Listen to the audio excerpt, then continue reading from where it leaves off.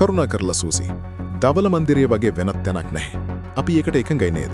හරි නේද mister craft? දවල මන්දිරය වගේ තැනක් තවත් නැහැ. ඔබ සෙමෙහි පෙමිනීම ගැන බොහොම ස්තුතියි. මම ඒක අගය කරනවා. අපි සමහර විට පොදු මාතෘකා කිහිපයක් සාකච්ඡා කරමු. මේ ට්‍රම්ප් කෙනෙඩි මධ්‍යස්ථානයේ මණ්ඩල රැස්වීමක්. නමුත් මාධ්‍ය සිටින නිසා අපි වෙනත් කරුණු කිහිපයක් ගැනත් සොයා බලමු. අවාසනාවත් වගේ මාධ්‍ය නිරන්තරයෙන්ම මෙහි ඉන්නවා. මම මැද පෙරදිග සිදුවන දේ ගැන වචන කිහිපයක් පවසන්නම්. ඔබට ප්‍රශ්න කිහිපයක් තිබෙනම් අපි ඒව බලමු. ඉන්පසු අපි අපේ මණ්ඩල රැස්වීම පවත්වමු. ඉතින් මෙහි පැමිණීම ගැන ඔබට බොහොම ස්තුතියි. ඉතාමත් දක්ෂ, බුද්ධිමත් දේශප්‍රේමීන් පිරිසක් අපේ මේ මේසය වටා ඉන්නවා. ඉරාන පාලනයෙන් එල්ලවන තර්ජන අවසන් කිරීම සඳහා අපගේ ප්‍රබල හමුදා මෙහෙයුම පසුගිය දින කිහිපය තුළ උපරිම ශක්තියෙන් ඉදිරියට ගියා. ඔවුන්ව වචනයේ පරිසමාප්ත අර්ථයෙන්ම විනාශ කර ඔබ්ලිටරේටඩ් කර දමා තිබෙනවා. ගුවන් හමුදාව නැති වී ගොස් තිබෙනවා. නාවික හමුදාව නැති වී ගොස් තිබෙනවා. නැව් බොහොමයක් ගිල්වා දමා තිබෙනවා. ඒවා ඔවුන්ගේ යුද නැව්. නමුත් මම හිතන්නේ ඒවා පාවිච්චි කරන්නේ කොහොමද කියලා ඔවුන් දැන සිටියේ නැහැ. ගුවන් යාන නාශක පද්ධති විනාශ කර තිබෙනවා. ඔවුන්ගේ රේඩාර් පද්ධතිත් නැහැ. ඔවුන්ගේ නායකයන්ද නැහැ.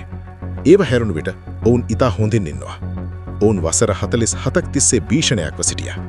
දැන් මම හිතන්නේ ඊශ්‍රායලයේ සහය ඇතිව එක්සත් ජනපදයේ හරහා ලෝකයේ කර්මෙන් ඉන්නේ මීට වසර ගණනාවකට පෙර කළ යුතු තිබූ දෙයයි. මෙය මීට වසර ගණනාවකට පෙර කළ යුතු තිබුණා. ගැටුම ආරම්භයේ සිට අපි ඉරානයේ පුරා ඉලක්ක 7000කට වඩා ප්‍රහාර එල්ල කර තිබෙනවා.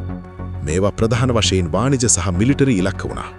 ඔවුන්ගේ බැලිස්ටික් මිසයිල දිලක් කිරීම 90%කින් ඩ්‍රෝන ප්‍රහාර 95%කින් අඩු කිරීමට අපට හැකි වී තිබෙනවා. දැන් මිසයිල එන්නේ ඉතා අඩු මට්ටමකින්. මොකද ඔවුන්ට දැන් මිසයිල වැඩිපුර ඉතිරි වෙලා නැහැ. අපි ඔවුන් මිසයිල සහ ඩ්‍රෝන නිෂ්පාදනය කරන කාර්යාංශාලවලටත් ප්‍රහාර එල්ල කළා. එය අදටත් සිදුවෙමින් පවතිනවා. අපි අදත් එවැනි ස්ථාන 3කට ප්‍රහාර එල්ල කළා. දැන් ඔවුන්ට නිෂ්පාදන කටයුතු කිරීම ඉතා අපහසුයි. පසුගිය සති හමාරක කාලය තුළ ඉරාන නාවික යාත්‍රා 100කට වඩා ගිල්වා හෝ විනාශ කර තිබෙනවා. එය යම් ආකාරයක වාර්තාවක් විය යුතුයි. සෑම පැයකින්ම සෑම දිශාවකින්ම අතිරේක ප්‍රහාර දියත් කිරීම දිගටම සිදුවෙනවා. ඔබ දන්නා පරිදි අපි කාර්ග් දියුපතට ප්‍රහාර එල්ල කර තෙල් පවතින ප්‍රදේශය හැර දියුපතේ ඇති අනෙකුත් සියල්ල විනාශ කළා. මම ඒවාට කියන්නේ බට කියලා. අපි ඒ බට ඉතිරි කළා. අපට ඒ විනාශ කරන්න උවමනා වුණේ නැහැ. නමුත් අපට එය කර හැකිය. විනාඩි 5ක දෙනුම් දීමකින් අපට එය කර අවසන් කර හැකිය. නමුත් කවදා හරි ඒ රට නැවත ගොඩනැගීමේ අරමුණෙන් අපි නිවැරදි දේ කළා කියලා මම හිතනවා. නමුත් ඒ ආකාරයෙන්ම පවතින එකක් නැහැ. එක සරල වචනයක් පමණයි. එතවිට ඒ බට ටිකක් නැති වෙලා යාවි. නමුත් ඒ නැවත ගොඩනැගීමට බොහෝ කාලයක් ගත වේවි. ඉරානයේ ආරක්ෂක කාර්මික පදනම අපි ඉතා දැඩි වචන අඩපණ කරමින් සිටිනවා. හැම විනාඩියකින්ම ඔවුන්ගේ මිසයිල සහ ඩ්‍රෝන් හැකියාව නැවත ගොඩනැගීමේ හැකියාව ශූන්‍යයට ආසන්න වෙමින් පවතිනවා. තවද හෝමුස් සමුද්‍ර සන්ධියේ වාණිජ නැව ගමනාගමනයට තර්ජනයක් වන ඔවුන්ගේ හැකියාවට අපි ප්‍රහාර දෙමින් සිටිනවා. එහිදී ඔවුන්ගේ බෝම්බ අතුරන නැව් 30කට වඩා විනාශ කර තිබෙනවා. අපි දන්නා තරමින් ඔවුන් සතු සියලුම බෝම්බ අතුරන නැව්වලට අපි ප්‍රහාර දුන්නා. දැන් ඔවුන්ට ඒවා වෙනත් වර්ගයේ නැව්වල දමා ජලයට දමා හැකි බව මම උපකල්පනය කරනවා. නමුත් එවැනි කිසි දෙයක් සිදු කර ඇති බවට අපට තවම තොරතුරු නැහැ. ඔවුන් එසේ කළොත් ඒ ඔවුන්ට විශාල අවාසියක්. ඒ එක්තරා ආකාරයක සියදි විනාශ ගැනීමක්. නමුත් අපි ඔවුන්ගේ නැව් 30ම විනාශ කර තිබෙනවා. ඒව සියල්ලම දැන් මුහුදු පතුලේ. අපේ ආර්ථිකයට වඩා මේ සමුද්‍ර සන්ධිය මත යැපෙන අනෙකුත් ජනාතින් මේට උදව් කරන්නට පැමිණෙන ලෙස අපි දඩිව උනන්දු කරනවා. ඔබ දන්නා පරිදි අපේ තෙල් වලින් 100%කටවත් වඩා තමයි මේ සමුද්‍ර සන්ධියෙන් ලැබෙන්නේ.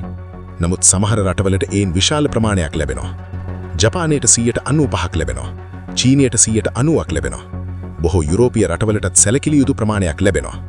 දකුණු කොරියාවට 135%ක් ලැබෙනවා. ඒ නිසා ඕම් පැමිණ මේ සමුද්‍ර සන්ධිය සම්බන්ධයෙන් අපට උදව් කරන්නවට අපි කැමැතියි. අපි ඒ තුමගෙන්නගෙන්න මේ සමුද්‍ර සන්ධිය ඉතා හොඳ තත්ත්වයේ පවතිනවා. මම කිව්වා අපි දැනටමත් ඉරානය ගැන බලාගෙන ඉවරයි. නමුත් දැන් තනි ත්‍රාස්තවාදියෙකුට වතුරට යමක් දමා හෝ මිසයිලයක් වින්ද හැකි නිසා, ඒ ඉතා පටුයි ප්‍රදේශයක් නිසා ඔවුන් සෑම විටම එය එකොනොමික් ආයුධයක් ලෙස භාවිතා කළා. ඉරානය සෑම විටම එය එකොනොමික් ආයුධයක් ලෙස භාවිතා කළත් තවදුරටත් එය භාවිතා කිරීමට ඔවුන්ට නොහැකි වෙන්නේ යයි. රට ගණනාවක් මට පවසලා තිබෙනවා ඔවුන් උදව් කරන්නට එමින් සිටින බව. ඇතැම් රටවල් ඒ ගැන ඉතා උත්සාහයෙන් ඉන්නවා.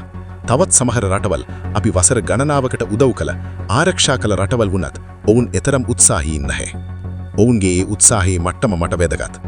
ඇතැම් රටවල ඔවුන්ව ආරක්ෂා කිරීම සඳහා අපේ දක්ෂ සොළදානුන් 140,000ක් පමණ රඳවා සිටිනවා. අපි විශාල සේවයක් කර තිබෙනවා. අපට දැනගැනීමට උවමනා වුණේ නම් ඔබ සත බෝම්බ ඉවත් කරන නැව් තිබේද කියලා.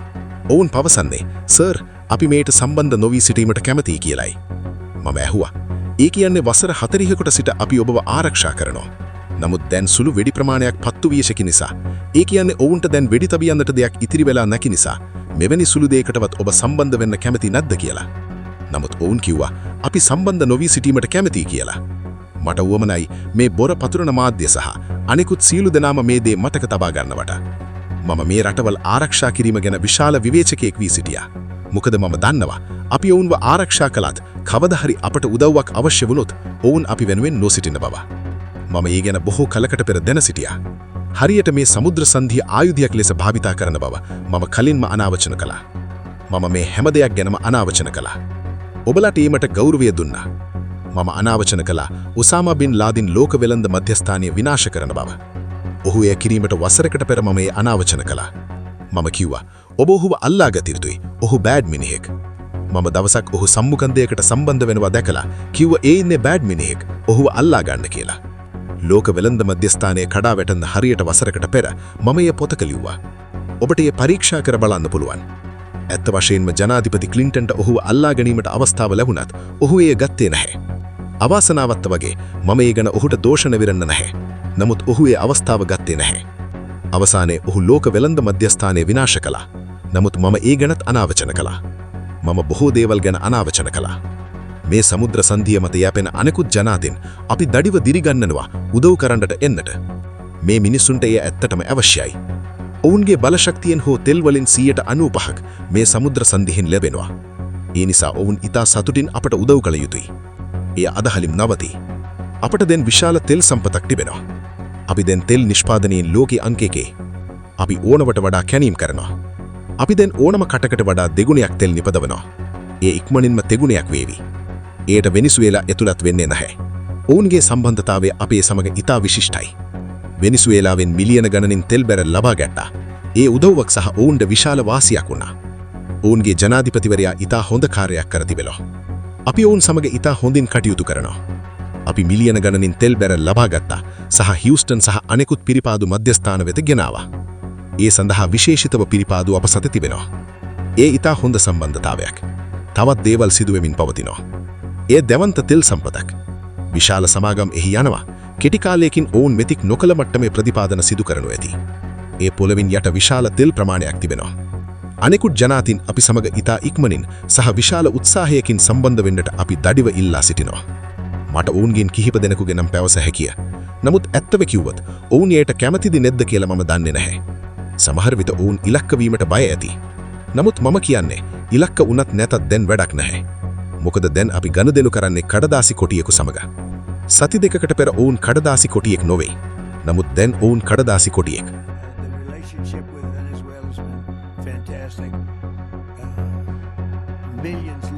Millions of barrels of oil are being taken out, and it's been a great help, and it's been to their great benefit. The president has done a really good job.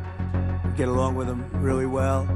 But we've taken out millions of barrels of oil and brought to Houston and other places for to the refineries. We have refineries set up specifically for that, and it's been a great relationship, and more and more is happening. It's a tremendous oil source, and we're stepping it up very rapidly. The big companies are going in, and they will actually numbers in a pretty short period of time, numbers that they've never been able to do, we'll be doing.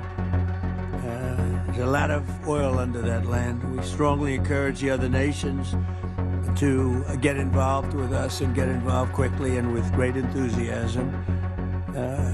I have that from a number of them, and I'd like to say their names, but frankly, I don't know if they would want me to or not, because maybe they don't want to be targeted.